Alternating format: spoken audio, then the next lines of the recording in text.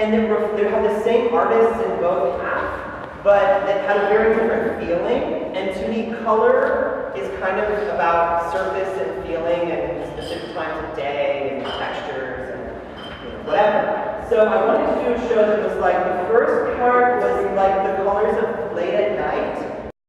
Dialogue. So most of the work in the show is abstract, but I don't know what that means other than it's all about feelings. And maybe I feel like I've been listening to that recording of Ian and Simone singing Feelings live like a lot since being in Miami, so I feel like I have a lot of feelings. So this girl is by a sculptor in New York named Elizabeth Jager, and she makes life-size figurative sculpture, which I think are really incredible because not many people actually make figurative sculptures now. And to me, these are also incredible because they're not about, they don't have any cynicism or irony, but they're really funny. And I interviewed her about starting to make work like this, and she was working as a fashion model, but sort of as research.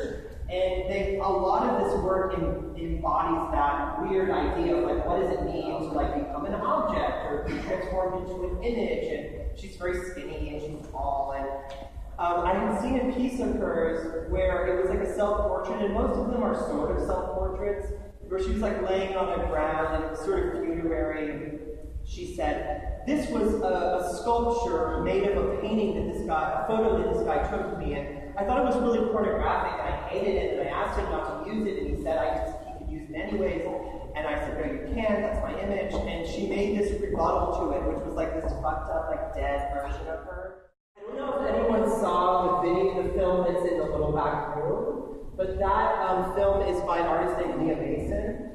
And it's a portrait, it's called Marnie Year Zero. Marnie, a film portrait Year Zero. And Marnie, it's actually a film, maybe 4 years ago, her father came out to her as a woman and said, I'm actually, you know me my whole life as a man, but I actually am a woman and I'm going to start transitioning to being a woman and your father is dead. Which had all of the weird trauma of like your parent dying mixed with this new thing that like your parent's not dead, but now your dad is a woman. And so this is a portrait that she made of her father as this new person that she is, called Marnie.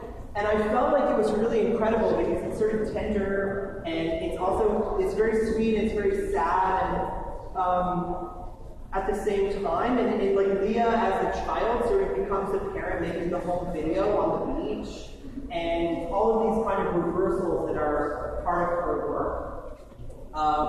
Please check it out, it's silent and short. This is a painting of a blowjob. I hope everyone's into it.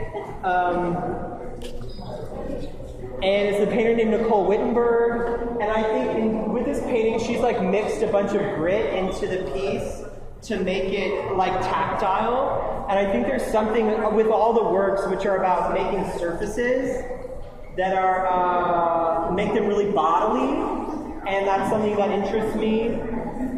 And in fact, this piece is by Miami's own Christy Gast, and it's actually called Morning Tide.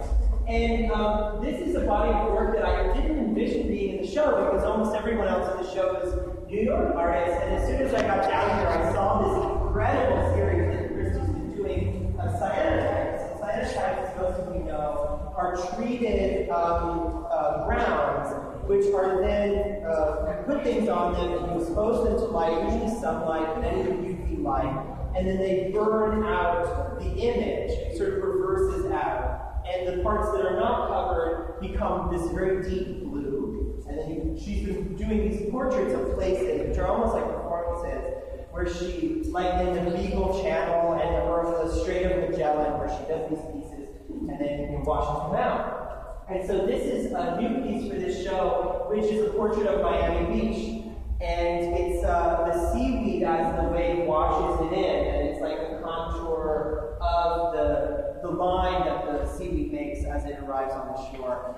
And it got washed out in, I think, a really beautiful, pale, complicated way that sort of mimics the surface of the water. I'm just like, they're in love with it.